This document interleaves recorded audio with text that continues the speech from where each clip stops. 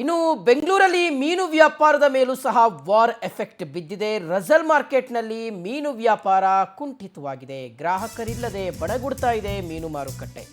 ಹೋಟೆಲ್ಗಳು ಬಂದಾಗಿರುವಂಥ ಹಿನ್ನೆಲೆಯಲ್ಲಿ ಮೀನು ವ್ಯಾಪಾರದ ಮೇಲೆ ಹೊಡೆತ ಬಿದ್ದಿದೆ. ನೋಡಿ, ರಸಲ್ ಮಾರ್ಕೆಟ್ನಲ್ಲಿ ಮೀನು ವ್ಯಾಪಾರ ಸಿಕ್ಕಾಪಟ್ಟೆ ಡಲ್ ಆಗಿದೆ.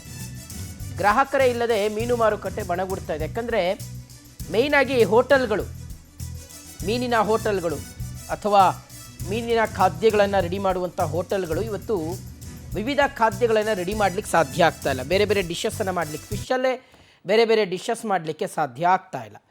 ಸೊ ಹಾಗಾಗಿ ಸಿಲಿಂಡರ್ಗಳು ಪೂರೈಕೆ ಆಗದ ಹಿನ್ನೆಲೆಯಲ್ಲಿ ಈ ನಿರ್ಧಾರಕ್ಕೆ ಹೋಟೆಲ್ನವರು ಬಂದಿದ್ದಾರೆ. ಹೀಗಾಗಿ ಈ ಮೀನು ಮಾರಾಟಗಾರರಿಗೆ ಸಿಕ್ಕಾಪಟ್ಟೆ ಇದರಿಂದ ತೊಂದರೆ ಆಗಿದೆ. ಸೊ ಎಲ್ಲವೂ ಸಹ ಹಾಗಾಗೆ ಉಳ್ಕೊಳ್ತಾ ಇರ್ತಕ್ಕಂಥ ಒಂದು ಪರಿಸ್ಥಿತಿ ರಸಲ್ ಮಾರ್ಕೆಟ್ನಲ್ಲಿ ನಿರ್ಮಾಣ ಆಗಿದೆ. ಇನ್ನು ಈ ಕುರಿತು ನಮ್ಮ ಪ್ರತಿನಿಧಿ ನಾಗೇಂದ್ರ ಅವರು ಗ್ರೌಂಡ್ ರಿಪೋರ್ಟ್ ಅನ್ನು ಕೊಟ್ಟಿದ್ದಾರೆ, ನೋಡ್ಕೊಂಡು ಬರೋಣ. ಇರಾನ್ ಮತ್ತು ಇಸ್ರೇಲ್ ನಡುವಿನ ವಾರ್ ಎಫೆಕ್ಟ್ ನಿಂದಾಗಿ ಹೋಟೆಲ್ ಉದ್ಯಮ ಅಷ್ಟೇ ಅಲ್ಲ, ಈಗ ಬೆಂಗಳೂರಿನ ಶಿವಾಜಿನಗರದಲ್ಲಿ ಇರ್ತಕ್ಕಂಥ ಮೀನು ಮಾರುಕಟ್ಟೆಗೂ ತಟ್ಟಿದೆ. ಇನ್ನು ಮೀನು ಮಾರುಕಟ್ಟೆಯಲ್ಲಿ ಇರ್ತಕ್ಕಂಥ ಆ ಮೀನಂಗಡಿಯಲ್ಲಿ ವ್ಯಾಪಾರ ಕೂಡ ಆಗ್ತಾ ಇಲ್ಲ. ಗ್ಯಾಸ್ ಅಭಾವದಿಂದ ಹೋಟೆಲ್ನವರು ಮೀನನ್ನು ಖರೀದಿ ಮಾಡ್ತಾ ಇಲ್ಲ. ಇದರಿಂದ ಮೀನಿನ ವ್ಯಾಪಾರ ಕೂಡ ಕಡಿಮೆ ಆಗಿದೆ. ಅದರ ಜೊತೆಗೆ ಮಂಗಳೂರು ಮತ್ತು ಬೇರೆ ಬೇರೆ ಕಡೆಗಳಿಂದ ಬರ್ತಾ ಇರ್ತಕ್ಕಂಥ ಮೀನುಗಳಲ್ಲಿ ಡೀಸೆಲ್ ಸಿಗದೆ ಇರೋ ಕಾರಣದಿಂದಾಗಿ ಅಲ್ಲಿ ಬೋಟ್ಗಳು ಕೂಡ ನಿಂತಿದೆ. ಆ ಕಾರಣದಿಂದಾಗಿ ಮೀನಿನ ಕೂಡ ಲಭ್ಯತೆ ಕಡಿಮೆ ಇದೆ. ಹಾಗಾಗಿ ಮೀನಿನ ರೇಟ್ ಅನ್ನು ಕೂಡ ಹೆಚ್ಚಾಗಿದೆ. ಆ ಕಾರಣದಿಂದ ಕೂಡ ಗ್ರಾಹಕರು ಮೀನನ್ನು ಕೊಳ್ಳೋದಕ್ಕೆ ಬರ್ತಾ ಇಲ್ಲ. ಇವತ್ತು ನಾವು ಬೆಂಗಳೂರಿನ ಶಿವಾಜಿನಗರದಲ್ಲಿ ಇರ್ತಕ್ಕಂಥ ಮೀನು ಮಾರ್ಕೆಟ್ ಅಲ್ಲಿ ಇದ್ದೀವಿ. ದೃಶ್ಯಗಳಲ್ಲಿ ನೀವು ನೋಡ್ತಾ ಇರಬಹುದು ಬಗೆ ಬಗೆಯಾದ ಮೀನುಗಳಿದೆ, ಆದ್ರೆ ಇಲ್ಲಿ ಗ್ರಾಹಕರಿಲ್ಲ. ಗ್ರಾಹಕರಲ್ಲೇ ಮೀನು ಮಾರುಕಟ್ಟೆ ಈಗ ಬಣಗುಡ್ತಾ ಇದೆ. ಈಗ ಒಂದಷ್ಟು ಜನ ಇಲ್ಲಿರ್ತಕ್ಕಂಥ ಮೀನು ವ್ಯಾಪಾರಿಗಳನ್ನ ಕೂಡ ಮಾತನಾಡಿಸ್ತಾ ಹೋಗೋಣ. ಅವರು ಏನ್ ಹೇಳ್ತಾರೆ ಈ ವಿಷಯದ ಬಗ್ಗೆ ಅಂತ. ಸರ್, ಮೀನು ವ್ಯಾಪಾರ ಹೇಗಿದೆ ಈಗ? ಹಿಂದಿ ಹೋಲಿಸ್ಕೊಂಡ್ರೆ ಹೀಗೆ ಹೇಗಿದೆ ಅದ್ರ ಬಗ್ಗೆ ಸ್ವಲ್ಪ ವ್ಯಾಪಾರ ಎಲ್ಲ ತುಂಬಾ ಕಮ್ಮಿ ಆಗ್ಬಿಟ್ಟಿದೀನಿ.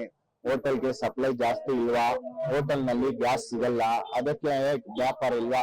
ಅದು ಡೀಸೆಲ್ ಎಲ್ಲ ರೇಟ್ ಜಾಸ್ತಿ ಆಗ್ಬಿಟ್ಟು ಸ್ವಲ್ಪ ಎಕ್ಸ್ಪೋರ್ಟಿಂಗ್ ಕಮ್ಮಿ ಇದೆ. ಮೀನ್ ಬರುತ್ತೆ, ವ್ಯಾಪಾರ ಇಲ್ಲ. ಅದು ಗ್ಯಾಸ್ ಈಗ ಬೆಲೆ ಕೂಡ ರೇಟ್ ಜಾಸ್ತಿ ಆಗಿದೆ ಅಂತ. ಮೀನ್ ರೇಟ್ ಹಿಂದೆ ಇದ್ದಿದ್ದಕ್ಕಿಂತ ರೇಟ್ ಜಾಸ್ತಿ ಆಗಿದೆ. ಆ ಕಾರಣಕ್ಕಾಗಿ ಕೂಡ ಗ್ರಾಹಕರು ಬರ್ತಾ ಇಲ್ಲ ಅಂತ. ಮೀನ್ ರೇಟ್ ಜಾಸ್ತಿ ಆಗೋದಕ್ಕೆ ಕಾರಣ ಏನ್ ಹೇಳ್ತೀರಾ? ಅದು ಸ್ವಲ್ಪ ಡೀಸೆಲ್ ಎಕ್ಸ್ಪೋರ್ಟ್ ಕಮ್ಮಿ ಇದಲ್ಲ, ಅದಕ್ಕೆ ಡೀಸೆಲ್ ರೇಟ್ ಜಾಸ್ತಿ ಆಗ್ಬಿಟ್ಟಿದ್ದಲ್ಲ, ತುಂಬಾ ರೇಟ್ ಜಾಸ್ತಿ ಇದಲ್ಲ.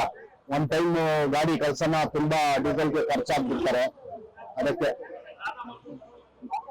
ಅಷ್ಟೇನಾ. ಇನ್ನೊಬ್ಬ ವ್ಯಾಪಾರಿಯನ್ನು ಕೂಡ ಮಾತಾಡಿಸ್ತಾ ಹೋಗೋಣ. ಅವ್ರು ಏನ್ ಹೇಳ್ತಾರೆ ಈ ಬಗ್ಗೆ ಅಂತ. ಸರ್, ಹೇಗಿದೆ ವ್ಯಾಪಾರ? ಏನ್ ಪರವಾಗಿಲ್ಲ ಸರ್, ವ್ಯಾಪಾರ ಸ್ವಲ್ಪ ರೇಟ್ ಎಲ್ಲ ಜಾಸ್ತಿ ಇದೆ. ರೇಟ್ ಜಾಸ್ತಿ ಕಾರಣ ಅದೇ ಡೀಸೆಲ್ ಜಾಸ್ತಿ, ಅದು ಪೆಟ್ರೋಲ್ ಅದೆಲ್ಲ ಅದು ಕಾರಣ. ಆಮೇಲೆ ಬಿಸಿಲು ಸ್ಟಾರ್ಟ್ ಆಗ್ತಾ ಇದೆ, ಬೇರೆ ಕಾರಣ. ಬರ್ತಾ ಇದ್ದಾರೆ, ಸ್ವಲ್ಪ ಬರ್ತಾ ಇದೆ. ಅದೇ ಎಷ್ಟೊಂದು ಹೋಟೆಲ್ ಕ್ಲೋಸ್ ಆಗಿದೆ ಗ್ಯಾಸ್ಗೋಸ್ಕರ. Okay sir. ಇನ್ನು ಮೀನಿನ ವ್ಯಾಪಾರಿಗಳು ಹೇಳೋದೇನಂತಂದ್ರೆ ಡೀಸೆಲ್ ಸಿಗ್ತಾ ಇಲ್ಲ. ಆ ಕಾರಣದಿಂದ ಬೋಟ್ಗಳು ಸಮುದ್ರಕ್ಕೆ ಇಳಿತಾ ಇಲ್ಲ. ಈ ಕಾರಣದಿಂದ ಕೂಡ ಬೆಲೆ ಹೆಚ್ಚಾಗಿದೆ. ಅದ್ರ ಜೊತೆಗೆ ಇಲ್ಲಿರ್ತಕ್ಕಂಥ ಹೋಟೆಲ್ ಗ್ರಾಹಕರು ಕೂಡ ಮೀನನ್ನು ಖರೀದಿ ಮಾಡೋದಕ್ಕೆ ಬರ್ತಾ ಇಲ್ಲ. ಆ ಕಾರಣದಿಂದ ಕೂಡ ನಮಗೆ ವ್ಯಾಪಾರ ಡಲ್ ಆಗಿದೆ ಅಂತ ಹೇಳ್ತಾ ಇರ್ತಕ್ಕಂಥದ್ದು. ಕ್ಯಾಮರಾ ಪರ್ಸನ್ ರವಿ ಜೊತೆ ನಾಗೇಂದ್ರ ಪ್ರಸಾದ್, ಪವರ್ ಟಿವಿ, ಬೆಂಗಳೂರು.